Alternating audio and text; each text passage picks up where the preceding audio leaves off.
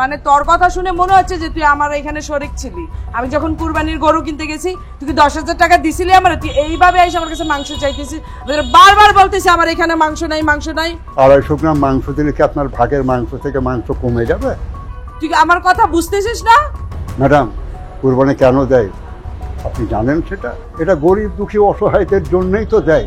সমাজের মাংস আমি 12টার মধ্যে পাঠাই দিছি, আর যা আছে তা আমার আত্মীয় স্বজনের মাংস। আমি কি ওইখান থেকে তোর মাংস দিব? আমি বারবার কি দেখবো? আমি কি ওইখান থেকে আমার একটু পরে আমার বাসায় গেস্ট আসবো? তোরে যে আমি কথা বুঝাইতেছি তুই কি কথা কানে শুনতেছিস না? বলতেছে আমার এখানে মাংস নাই, বারবার একই। যা বেরো, বেরো এখান থেকে। কি গো স্যার, আপনি এখানে? আমি একটু কুরবানির মাংস চাইতে এসেছিলাম। তোমার স্যার এই সাইডটাতে ভালো করে পানি দে না। কথা বললে যে বুঝতেছিস না কেন আমি এটা বুঝতেছি না। হ্যাঁ, ঝাড়ু দে যেন রক্ত না থাকে। ওয়ালাইকুম আসসালাম। ম্যাডাম, আমরা তো গরিব মানুষ, কুরবানির ভাগা দিতে পারি না, তা সমাজের মাংস থেকে যদি একটু মাংস দিতেন। আমার বাসায় কোনো মাংস নেই, আমার একটু পরে গেস্ট আসবে বাসায়, আপনি প্লিজ অন্য কোথাও দেখেন। দেখেন ম্যাডাম, মাংস তো দেওয়ার পরে কিছু থেকে যায়, সেখান থেকে কিছু দেন। আমার বাসায় মাংস নাই, আপনি কথাটা বুঝেন, আমার বাসায় মাংস নাই। দেখেন ম্যাডাম, আমরা গরিব অসহায় মানুষ। আমি তোরে ভালো করে বলতেছি, আমি বলতেছি আমার বাসায় কোনো মাংস নাই। তুই কি আমার কথা বুঝতেছিস না? ম্যাডাম, এরকম ভাবে কথা বলতেছেন কেন? আমি কি আপনাদের সব মাংস চাইছি? আপনাদেরই অংশ থেকে একটু মাংস চেয়েছি, 250 গ্রাম। মানে তোর কথা শুনে মনে হচ্ছে যে তুই আমার এখানে শরিক ছিলি। আমি যখন কুরবানির গরু কিনতে গেছি তুই কি 10,000 টাকা দিছিলি আমার? তুই এইভাবে এসে আমার কাছে মাংস চাইতেছিস, বারবার বলতেছি আমার এখানে মাংস নাই, মাংস নাই। 250 গ্রাম মাংস দিলে কি আপনার ভাগের মাংস থেকে মাংস কমে যাবে? তুই আমার কথা বুঝতেছিস না? ম্যাডাম, কুরবানি কেন দেয় আপনি জানেন সেটা? এটা গরিব দুঃখী অসহায়দের জন্যই তো দেয়। সমাজের মাংস আমি 12টার মধ্যে পাঠাই দিছি, আর যা আছে তা আমার আত্মীয় স্বজনের মাংস। আমি কি ওইখান থেকে তোর মাংস দিব? আমি বারবার কি দেখবো? আমি কি ওইখান থেকে আমার একটু পরে আমার বাসায় গেস্ট আসবো? তোরে যে আমি কথা বুঝাইতেছি তুই কি কথা কানে শুনতেছিস না? বলতেছে আমার এখানে মাংস নাই, বারবার একই। যা বেরো, বেরো এখান থেকে। কি গো স্যার, আপনি এখানে? আমি একটু কুরবানির মাংস চাইতে এসেছিলাম। তোমার স্যার?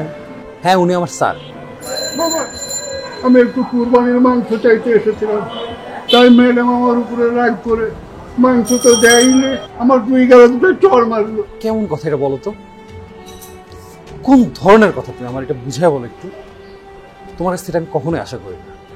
আমি যখন এসএসসি পরীক্ষার সময় ফর্ম ফিল আপ করতে পারছিলাম না টাকার অভাবে, ঠিক সেই সময় স্যার টাকা দিয়ে আমাকে পরীক্ষা দেওয়ার সুযোগ করে দিয়েছিল।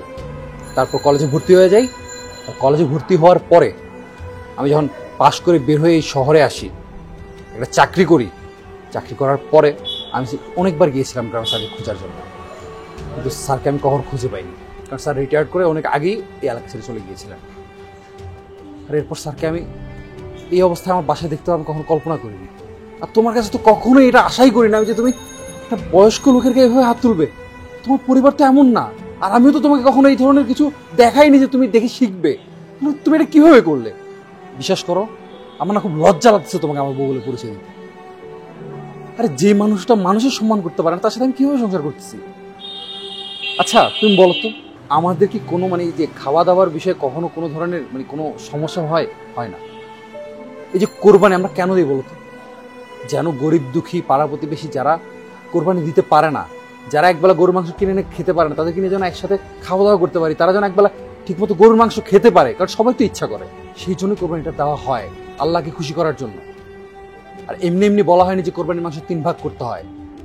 1 ভাগ নিজের জন্য, 1 ভাগ আত্মীয় স্বজনের জন্য, 1 ভাগ পাড়া প্রতিবেশীর জন্য। শুধু কোরবানি দিলে হয় না তো, নিজের মনের ভিতরে পশুটাকেও না এই কোরবানির সময় কোরবানি দিয়ে দিতে হয়, না হলে এই কোরবানির কোনো মূল্য নেই। আরে আমরা তো কোরবানির মাংস প্রতিনিয়ত খাই। হাজার হাজার মানুষ আছে যারা এই কোরবানির জন্য অপেক্ষা করে থাকে। কেন জানো? কারণ তারা জানে এই কোরবানির সময় বিত্তবানরা কোরবানি দেয়, সেই কোরবানির মাংস তারা সমাজের অসহায় মানুষদেরকে দেয় খাওয়ার জন্য। আর তারা সেই মাংসের জন্য অপেক্ষা করে, এই কোরবানির জন্য তারা অপেক্ষা করে, যেন এই কোরবানিতে তারা অন্তত 2 বেলা পেট ভরে মাংস খেতে পারে। ক্ষমা চাও। ক্ষমা চাও, ওনার কাছে এক্ষুনি ক্ষমা চাও তুমি। আর আমি সত্যি করে বলে দিচ্ছি তোমাকে সাথী, আমার স্যার যদি তোমাকে ক্ষমা না করে না, আমি তোমার সাথে আর এক মুহূর্তে এখানে থাকবো না।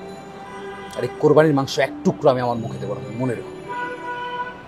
ক্ষমা চাও ওনার কাছে, এক্ষুনি ক্ষমা চাও তুমি আমার কাছে।